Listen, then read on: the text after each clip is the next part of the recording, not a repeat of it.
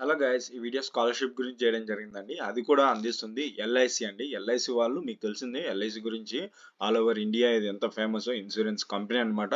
Life insurance company. So వీళ్ళు ఒక స్టూడెంట్స్కి స్కాలర్షిప్స్ అందించి వాళ్ళ యొక్క స్టడీస్కి ఎంకరేజ్మెంట్ చేయాలి అనే ఒక ఉద్దేశంతో వీళ్ళు ఒక ప్రోగ్రామ్ని చేయడం జరిగిందండి. అదే golden Jubilee scholarship for 2023-2024 academic ఇయర్కి సంబంధించి ఈ ఎల్ఐసి వాళ్ళు ఈ గోల్డెన్ జూబ్లీ స్కాలర్షిప్ ద్వారా స్టూడెంట్స్కి స్కాలర్షిప్ అనేది ప్రొవైడ్ చేయడం జరుగుతుంది అనమాట. సో ఈ స్కాలర్షిప్ అనేది స్టూడెంట్స్ ఎవరైతే మెరిటియస్ స్టూడెంట్స్ ఉంటారో అండ్ ఫైనాన్షియల్ అటువంటి మెరిటియస్ స్టూడెంట్స్ వాళ్ళ యొక్క ఫ్యామిలీలు ఎకనామిక్ వీకర్గా ఉండి స్టడీస్కి ఇబ్బందిగా ముఖ్యంగా ఫైనాన్షియల్ ప్రాబ్లమ్స్ కనుక ఆ స్టూడెంట్స్ ఫేస్ చేస్తుంటే అటువంటి స్టూడెంట్స్కి సరే కోసం స్టడీస్లో ఎంకరేజ్మెంట్ చేయడం కోసం ఈ ఎల్ఐసి వాళ్ళు స్కాలర్షిప్ అనేది ప్రొవైడ్ చేస్తున్నారు అనమాట.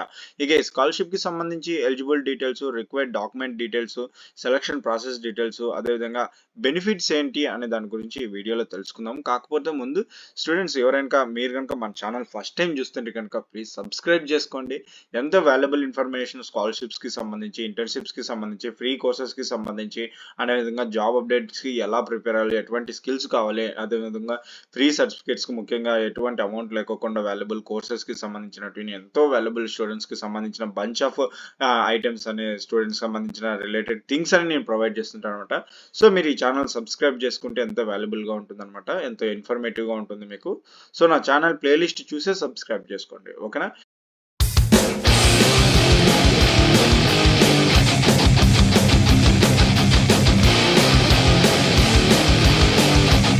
ఇక డీటెయిల్స్ కనుక చూసుకుంటే ఫస్ట్ ఎలిజిబుల్ డీటెయిల్స్ చూసుకుందామండి. ఈ యొక్క స్కాలర్షిప్ అప్లికేషన్ లాస్ట్ డేట్ కనుక చూసుకుంటే 14th January 2024న లాస్ట్ డేట్ అనేది కంప్లీట్ అవుతుంది జరుగుతుంది. ఒకవేళ ఎక్స్టెండ్ చేస్తే నేను ఇన్స్టాగ్రామ్లో దాన్ని చెప్తాను అనమాట స్టేటస్, ఓకేనా.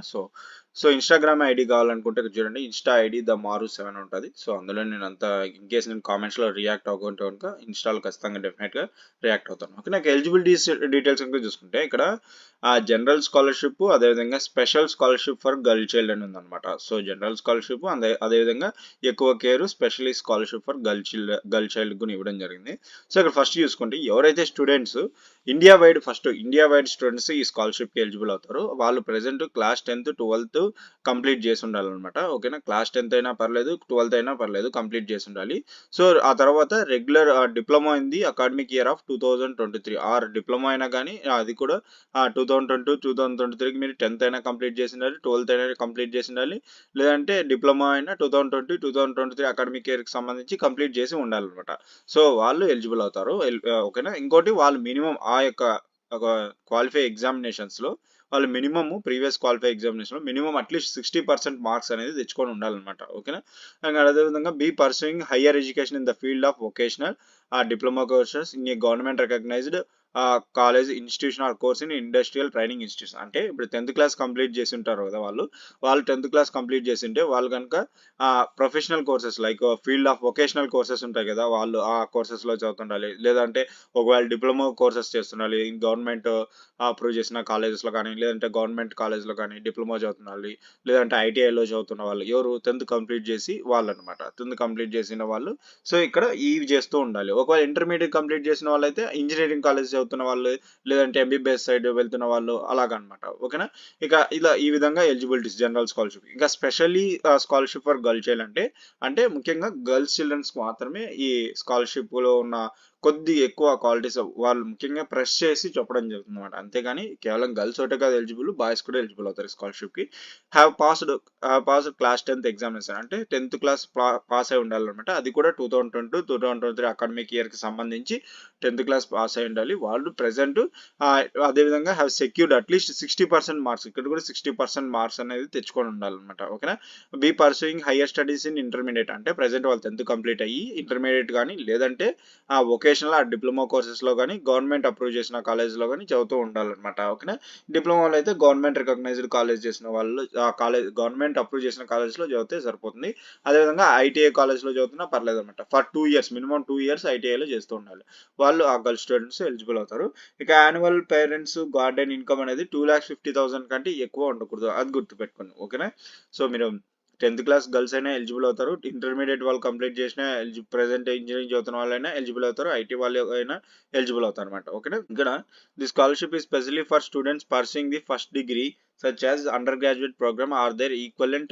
It is not applicable for students continuing their education through post graduate studies. అంటే ఏంటంటే ఈ స్కాలర్షిప్ అనేది మీరు సెలెక్ట్ అయితే కనుక మీకు ఇంటిగ్రేటెడ్ కోర్సెస్, కొన్ని ఇంటిగ్రేటెడ్ కోర్సెస్ అంటే ఎంటెక్, బీటెక్ ప్లస్ ఎంటెక్ కలిసి ఉంటారు. అటువంటి వాళ్ళు ఈ యొక్క స్కాలర్షిప్కి నాట్ ఎలిజిబుల్. ఓన్లీ బీటెక్ వరకు వీళ్ళైతే ప్రొవైడ్ చేస్తారు. పోస్ట్ గ్రాడ్యుయేట్ పీజీకి వీళ్ళైతే ప్రొవైడ్ చేయనమాట. సో ఇన్ కేస్ స్టూడెంట్స్ ఎవరైనా ఇంటిగ్రేటెడ్ కోర్సెస్ చేస్తుంటే, ఇంటిగ్రేటెడ్ కోర్సెస్ అంటే తెలిసింటుంది, BTech plus MTech plus 5 years ఉంటుంది అనమాట అది. సో అటువంటి స్టూడెంట్స్ ఈ స్కాలర్షిప్కి నాట్ ఎలిజిబుల్ అండి, అది గుర్తుపెట్టుకొని. ఇంకా యాన్యువల్ ఇన్కమ్ అనేది వాళ్ళకు, ఇంకోటి యాన్యువల్ ఇన్కమ్ ఈ రేంజ్ 2,50,000 నుంచి 4 lakhs వరకు స్టూడెంట్స్ ఫ్యామిలీ ఇన్కమ్ అనేది ఇంక్రీజ్ అవ్వకూడదు అనమాట. అండ్ వీళ్ళు ఎక్కువగా ప్రిఫర్ చేసేది స్కాలర్షిప్కి ఎవరైతే సింగిల్ ఉమెన్ ఉంటారో, వాళ్ళ ఫ్యామిలీలో సింగిల్ ఉమెన్ ఉంటారు కదా, వాళ్ళు విడో అయింది లేదంటే సింగిల్ మదర్ ఉండి ఆర్ అన్మ్యారీడ్ చేసుకొని ఉంటే కనుక, అన్మ్యారీడ్ చేసుకుంటే స్టూడెంట్స్ అన్మ్యారీడ్ చేసుకోకుండా ఉండి స్టూడెంట్ ప్రజెంట్ చదువుతుంటే ఆ స్టూడెంట్కి ఫైనాన్షియల్ ప్రాబ్లమ్ హెల్ప్ చేయడానికి అమౌంట్ ఇస్తారు. అండ్ అదేవిధంగా single mother parent, widow mother ఉంటారు కదా, ఆ పిల్లలకి వాళ్ళు చదువుతుంటే కనుక వాళ్ళకి ఎక్కువ ప్రిఫరెన్స్ ఇవ్వడం జరుగుతుంది. ఓకేనా, ఇది గుర్తుపెట్టుకోండి ఈ పాయింట్. ఓకేనా.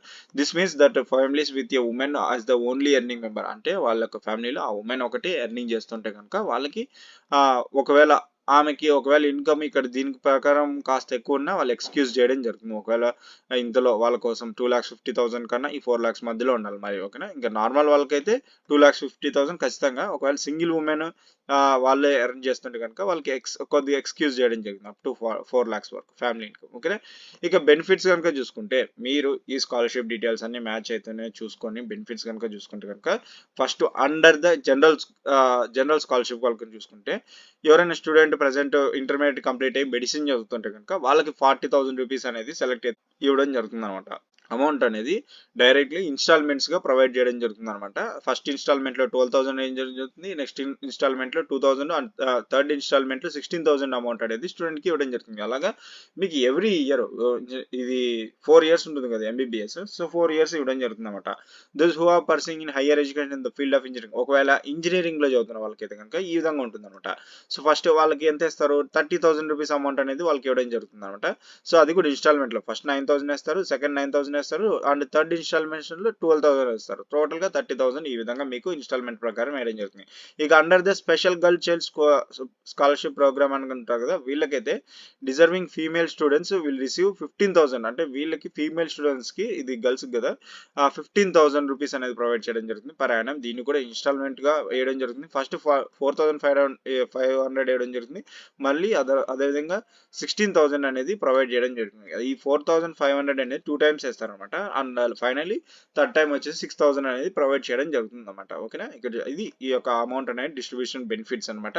సో ఇక నోట్ కనుక చూసుకుంటే, the scholarship amount mentioned are only applicable to the students newly awarded the LIC Golden Jubilee Scholarship in the year 2023. అంటే ఏంటంటే ఇప్పుడు ఈ LIC Golden Jubilee Scholarship అనేది ఈ ఇయర్ నుంచే స్టార్ట్ అవడం లేదు, ఇంతకు ముందు ఇయర్ నుంచి కూడా స్టార్ట్ అయింది అనమాట. 2020, 21, 22 నుంచి స్టార్ట్ అయింది. అప్పుడు కూడా కొంతమంది అప్లై చేసుకున్నారు.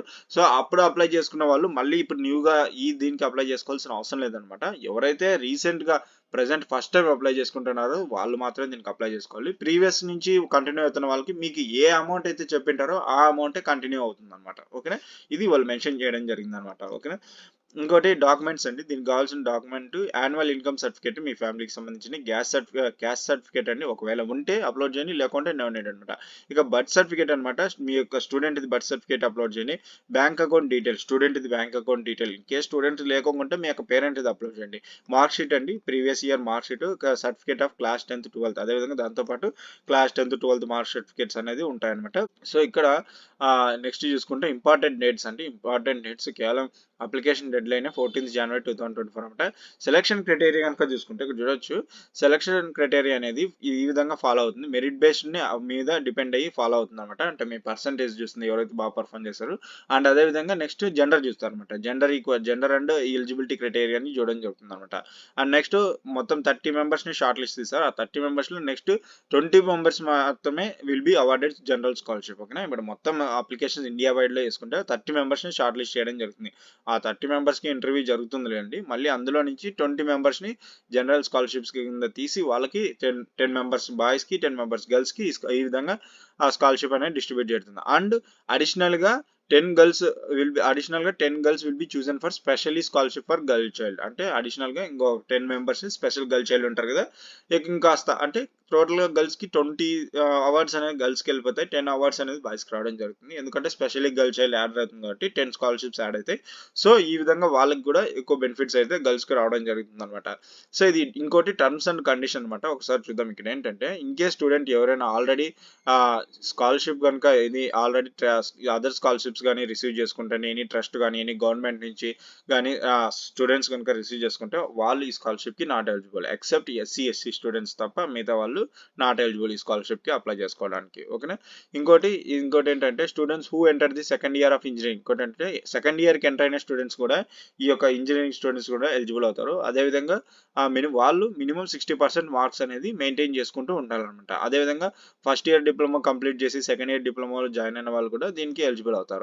వాళ్ళు మినిమం 60% మార్క్స్ అనేది మెయింటైన్ చేసుకోవాలి. ఓకేనా. ఇంకోటి ఏంటంటే థర్డ్ పాయింట్ అండి, candidates who are pursuing courses అండి, ఇక part time courses, evening night time classes అటువంటి కోర్సెస్ చేస్తున్న వాళ్ళు, ఓపెన్ యూనివర్సిటీ చేస్తున్న వాళ్ళు ఈ యొక్క స్కాలర్షిప్కి నాట్ ఎలిజిబుల్ అండి. అదేవిధంగా సిఏ, సిఎస్, ఐసీడబ్ల్యూఏ ఇటువంటి చార్టెడ్ అకౌంట్ కోర్సెస్ చేస్తున్న స్టూడెంట్స్ నాట్ ఎలిజిబుల్ అండి. స్టూడెంట్స్ మస్ట్ సెక్యూరింగ్ 55% మార్క్స్ అనేది మీరు తెచ్చుకోవాలి. 55 అంటే కుదరదు, 60% తెచ్చుకోవాలి మ్యాక్సిమం మార్క్స్. ఓకేనా. ఇన్ కేస్ ఏదైనా మీరు ఫెయిల్యూర్ అయినా కానీ, మినిమం పర్ఫార్మెన్స్ చూపించినా కానీ, ఇటువంటివి చేసినా కానీ మిడ్ సెమిస్టర్ ఎగ్జామ్స్లో అటువంటి స్టూడెంట్స్కి ఈ స్కాలర్షిప్ అనేది వాళ్ళు డిస్కంటిన్యూ చేయడం జరుగుతుంది. ఇది గుర్తుపెట్టుకోండి. ఓకేనా. Students must have at least secure 50% marks at equivalent grade at previous year exams. So ఇది ఆల్రెడీ చెప్పాను. Additionally student must pass all subjects in every mid సెమిస్టర్లో మీరు ఖచ్చితంగా ప్రతి ఎగ్జామ్ ఒక్క బ్యాక్లాగ్ లేకోకుండా మీరు ప్రతి ఎగ్జామ్లో పాస్ అవుతూ ఉండాలన్నమాట. అది గుర్తుపెట్టుకోండి. ఓకేనా. The student should be regular in అటెండెన్స్లో మీరు మెయింటైన్ చేసుకుంటూ ఉండాలి. మినిమం 70% మీ కాలేజ్ రూల్ ప్రకారం కొంత అటెండెన్స్ ఉంటుంది కదా, దాన్ని మెయింటైన్ చేసుకుంటూ ఉండాలి. దాని కనుక మీరు క్రాస్ అయితే కనుక స్కాలర్షిప్ అనేది డిస్కంటిన్యూ అయ్యే ఛాన్స్ ఉంటుంది అనమాట. ఇన్ కేస్ మీరు కాలేజ్లో ఏదైనా వైలేషన్ కానీ ఎటువంటి అల్లరి పనులు కనుక చేశారంటే వీళ్ళు ఈ స్కాలర్షిప్ నుంచి సస్పెండ్ చేయడం, క్యాన్సిల్ చేయడం జరుగుతుంది అనమాట. ఓకేనా. Any student discover to have used falls documents, అంటే మీరు స్కాలర్షిప్ అప్లై చేసేప్పుడు కానీ ఎటువంటి ఫాల్స్ స్టేట్మెంట్ కానీ, ఫాల్స్ ఇన్ఫర్మేషన్ కానీ, ఫాల్స్ డాక్యుమెంట్ కానీ సెండ్ చేసినట్లయితే కనుక వాళ్ళు ఐడెంటిఫై చేస్తే కనుక మీ మీద ఛార్జెస్ అయితే తీసుకోవడం జరుగుతుంది. ఒకవేళ మీరు సెలెక్ట్ అయ్యి ఫాల్స్ డాక్యుమెంట్స్ ఇచ్చి సెలెక్ట్ అయినప్పటికీ ఇన్ కేసు ఫ్యూచర్లో ఏమన్నా వాళ్ళు వెరిఫై చేస్తే కనుక ఫాల్స్ డాక్యుమెంట్ ఇచ్చారని, సో వాళ్ళు మీరు ఎంత అమౌంట్ అయితే పే చేశారో అంత అమౌంట్ అంతా మళ్ళీ వాళ్ళు చెల్లించుకోవడం జరుగుతుంది. ఇవన్నీ చాలా ఇంపార్టెంట్ పాయింట్ అనమాట. సో ఒకవేళ మీ దగ్గర ఒరిజినల్ డాక్యుమెంట్స్ లేకుంటే వదిలేయండి. ఓకేనా. ఫాల్స్ డాక్యుమెంట్స్ ఎంటర్ చేసి మీరు ఆ అమౌంట్ అనేది చేసుకొని పెద్ద ఇబ్బందుల్లో పడకండి. ఓకే, ఇది గుర్తుపెట్టుకోండి అనమాట.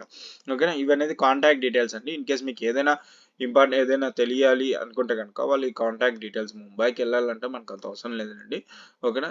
ఇంకోటి ఇక్కడ చూడండి ఇంపార్టెంట్ లింక్స్ అనమాట. ఇక్కడ ఏంటంటే ఈ వెబ్సైట్ లింక్ అండి. సో నేను చూపిస్తాను.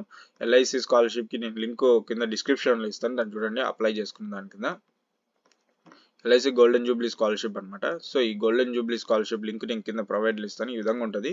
ఫస్ట్ మీకైతే అది ఎలా ఉంటుంది, అప్లికేషన్ ఫార్మాట్ ఎలా ఉందో చూపిస్తాను. సో ఇక్కడ క్లిక్ చేశాను. ఈ లింక్ నేను కింద డిస్క్రిప్షన్లో ఇస్తాను. ఈ LIC golden Jubilee scholarship link డిస్క్రిప్షన్లో ఇస్తాను, వెళ్ళి చూడండి. ఓకే.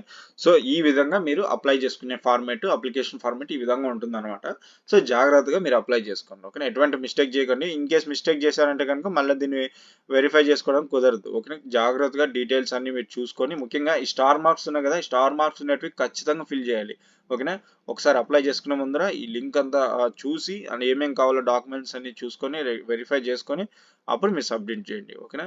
ఇదండి ఎల్ఐసి గోల్డెన్ జూబ్లీ స్కాలర్షిప్కి సంబంధించిన డీటెయిల్స్. సో మన ఛానల్ ఎవరైనా ఫస్ట్ టైం చూస్తుంటే ఖచ్చితంగా సబ్స్క్రైబ్ చేసుకోండి మరి. ఫ్రెండ్స్, ఈ వీడియో కనుక మీకు నచ్చినట్లయితే లైక్ చేయండి, షేర్ అండ్ సబ్స్క్రైబ్ చేయడం మాత్రం మర్చిపోకండి. Thanks to my viewers and subscribers. Thanking you.